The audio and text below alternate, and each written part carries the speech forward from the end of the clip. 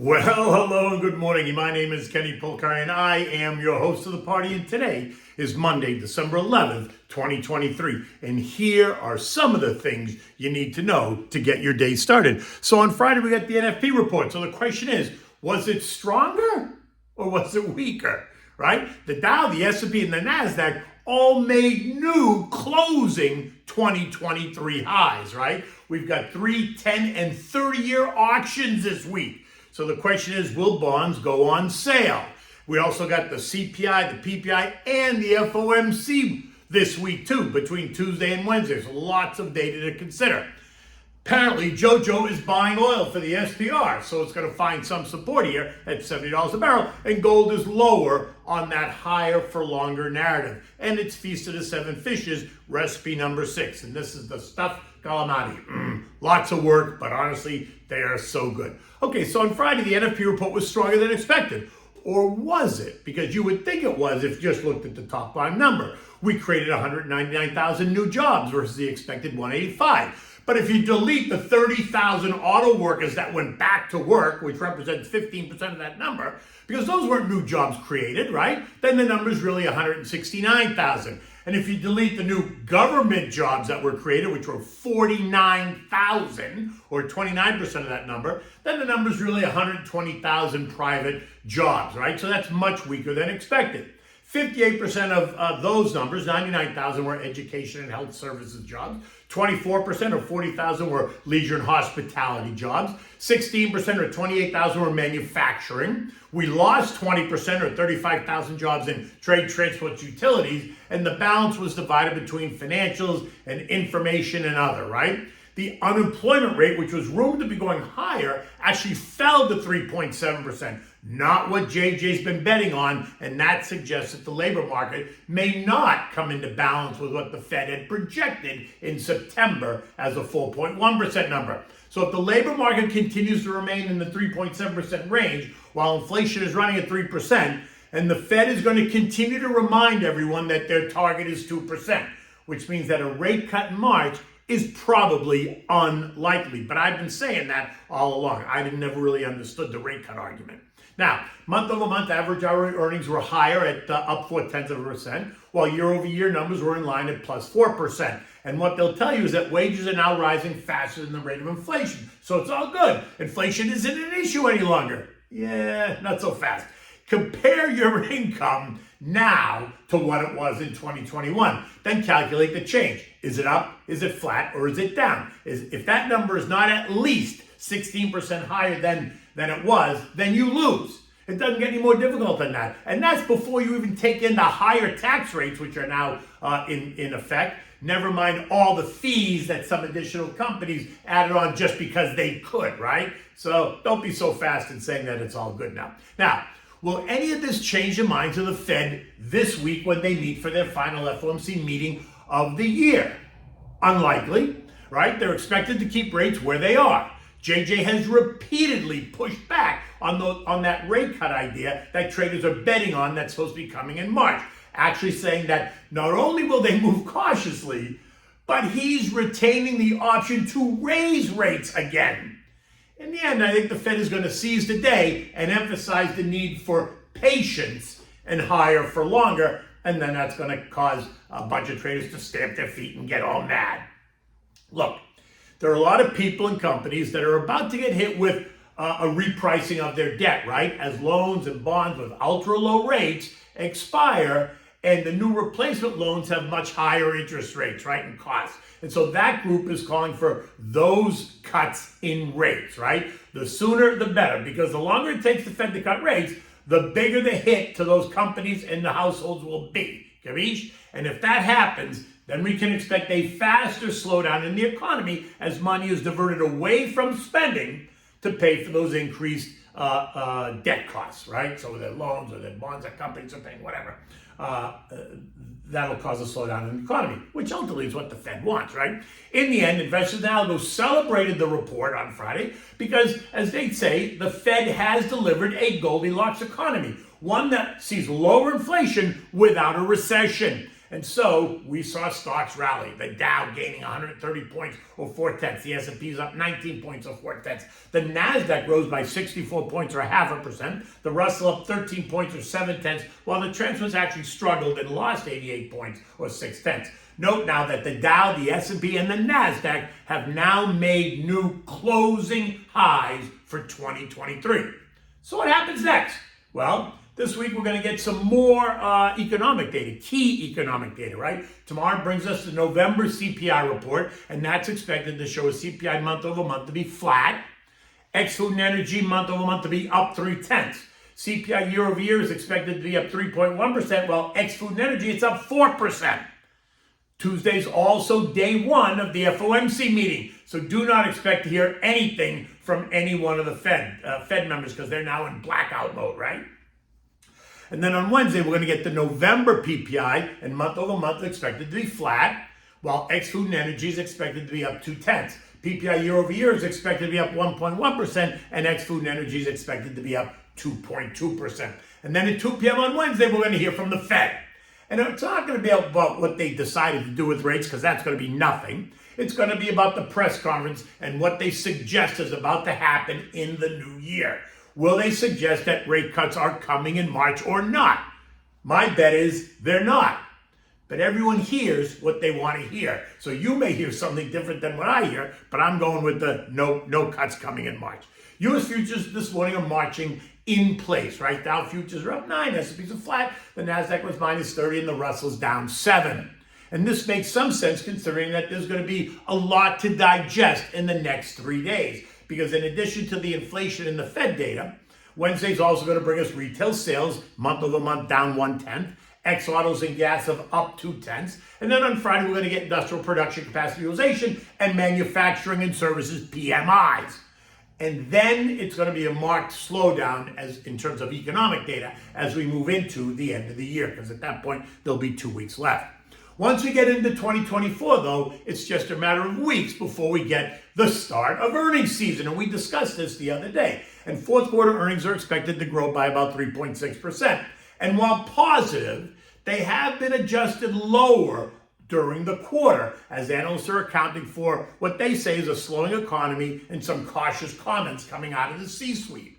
Remember, every time they cut the estimate, though, they lower the bar for the companies to jump over. So I suspect that in the end, fourth quarter earnings season is going to be once again better than expected when we start to hear the earnings reports in early January. Now, for 2024, you know that the expectations for earnings for the S&P are up 11% to $245 a share. And that's what the market is pricing in. Remember, the market is not trading on what's happening today. It's trading on what's supposed to happen 4 to 6 months out, right? Because it's a discounting mechanism. And like we've said, it is priced to perfection. And that should be a little bit of the concern. Now, all you have to do is look at the VIX, right, which is the fear index. That remains near historic lows at 1307, well below all three trend lines. And until something causes that to move up, then at the very least, we can expect stocks to churn in here with a bias higher as long as complacency stays as low as it does. Now, this week we're also going to get a rather large amount of Treasury refunding, right? We're going to get the 3 and 10 years today. We're going to get the 30-year auction on Wednesday. Remember that $600 billion worth of December auctions? Well, it's starting again this week. So let's see what happens to bond yields, right? Currently, the 3 years yielding 4.48%, the 10 years at 4.25%, and the 30 years yielding 4.33%. A spike in yields just means that buyers are not willing to pay last sale for these bonds. For these bonds, if you want to sell them, you're going to have to offer them on sale. And if they go on sale, then yields will rise. And speaking of sales, I did some research over the weekend, and I went to a number of malls just around town here to see what was going on. And guess what I saw? Sales everywhere. J. Crew offering everything for 50 to 70% off. Brook Brothers down 30%. Fabletics 80% off. Macy's 40 to 50% off. And it's still 3 weeks before Christmas. What are they going to do on the 26th? They're going to cut by 100%? It's ridiculous, the amount of markups that's obviously in all this stuff, right? Now, oil remains trading at $70.50 a barrel. JoJo is apparently out there buying oil to replenish the SPR, so it's helping to support current prices, even as there are concerns about oversupply and softer demand. The market knows that the U.S. is buying oil, so it should offer some stability. Now remember, OPEC Plus has called for 2.2 million barrels per day of production cuts into the first quarter of 2024. But non-OPEC producers are pumping more oil than these cuts. So the sense is that it's still going to lead to an excess supply, and that's going to keep a lid on how high oil prices, right now, especially if the global slowdown is expected. The chart shows support in oil at about $65, while resistance is at the trend line at 76. Unless something dramatic happens, it's hard to see how oil is going to trade much higher than that anytime soon, right? But never say never. Now, gold, which had rallied strongly, up 16% on the idea that the Fed was going to cut rates, came under pressure on Friday when the hotter jobs report reduced hopes of a March rate cut. Gold fell by $32 on Friday to test the trend line at 2007 before ending the day at 2014. This morning it's down $4 at 2010, and it's surely going to test that trend line again as it looks for support. Any suggestion by the Fed on Wednesday that there are no plans to cut rates anytime soon is only going to put more pressure on gold, right? Which could see us test the November lows at 1955. Now, European markets are all a bit lower this morning. They're moving into this holiday mode as they await this week's U.S. economic data, because that's what they're all focusing on. Apparently not much in terms of eco data coming out across the zone. The S&P closed at 4604 on Friday. It was up 18 points after bouncing between 4574 and 4609. All eyes are going to be focused now on the eco data this week. And I've been saying that they wanted to test the 2023 intraday high of 4608, and they did it on Friday, right? We went to 4609 just to see if there's really any resistance there. I continue to tell you that it's time in the market versus timing the market, and so the move up feels good as long as you're in. And while the move up feels great, there has to be some consolidation, right? Stocks are overbought and bond yields are oversold at the moment. Do not be surprised to see this rebalance, which only means as a long-term investor, you need to stay focused, right, on the long term. You need to eliminate some of this short-term noise. And again, I'll tell you, if you're invested, it's great, right? You're participating, so you're going along. If you have more money to put to work, that's perfect. You can be patient if you want. I wouldn't be chasing anything, certainly not up here. And if you're just starting out, go slow, understand your risk profile, know where you are in the life cycle, understand what you're trying to accomplish, call me to discuss or talk to your financial advisor on how to set up a long-term plan and not a day trading account. Because you can have both, but they both have different outcomes, right? Short-term trading is just that. The long-term investment account is just that. Okay, so now it's Christmas time. It's the Feast of the Seven Fishes. I've given you 5 already. Here's recipe number 6. It's the stuffed calamari. Now, this is outstanding, but you have to like calamaris because this is a lot of work, right? But the result, to die for. For this, you need the bodies, right, for stuffing. So you want the big bodies. You don't need the tentacles, so just specify that you want the bodies for stuffing. You need homemade Italian-style breadcrumbs, which I've given you. You need white wine, olive oil, toothpicks, a homemade marinara sauce, which is the same as a lobster sauce, just without the lobster, right? And you need salt and pepper. So here's the deal. Order up the calamari from the fish store, right? You want to order them cleaned. This means that they trim the tentacles and they take the membrane out of the inside. But here's what you really have to do. You still have to make sure when you get them home that they're clean. So you have to, when you get them home, you got to rinse them under cold water, and you got to stick your finger inside and make sure the membrane is actually out. If the membrane was not in fact taken out, then you have to kind of turn the calamari inside out to remove the membrane, but you have to be very careful so that you don't rip the body. Because if you rip the body, then you're not going to be able to stuff it, right? So you have to be very, very careful in order to take the membrane out. But if you order them clean, they should have no membrane in it, just FYI. But you have to check. Now, take your bowl of breadcrumbs that you've made, your home-style Italian breadcrumbs. You're going to add enough olive oil just to make them moist. Not soaking wet, just moist, almost kind of like wet sand. Then add a splash of your favorite white wine, but do not use Chardonnay, right? Mix it well.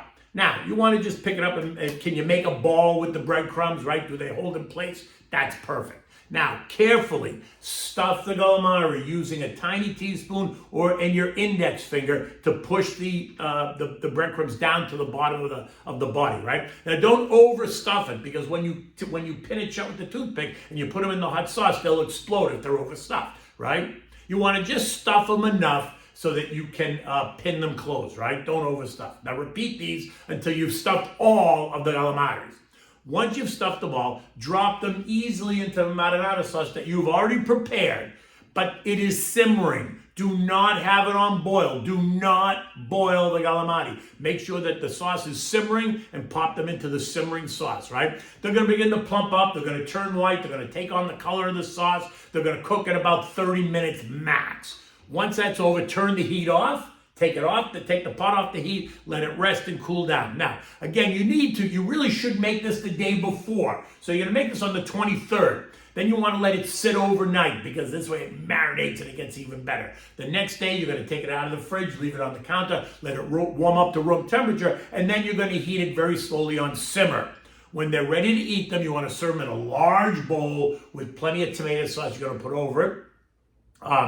You could also put this like lobster sauce. You can put it over linguine if you prefer. The other option that I always like is I like to take the lobster sauce and the calamari sauce, mix that, serve that over the pasta, and then have the lobster and the stuffed calamaris on the side. In any event, no matter how you eat it, they're gonna be delicious. And I hope you enjoyed that. I hope you enjoyed that recipe. It is a lot of work though, so be prepared, right? Depends on how many you make. I typically would make 6 pounds of calamari. It would take me an hour and a half just to clean them and stuff them and make sure that they were ready. But in any case, it's a beautiful day here in South Florida. It's going to be gorgeous. I'm going out to buy my Christmas tree tonight. So until tomorrow, take good care.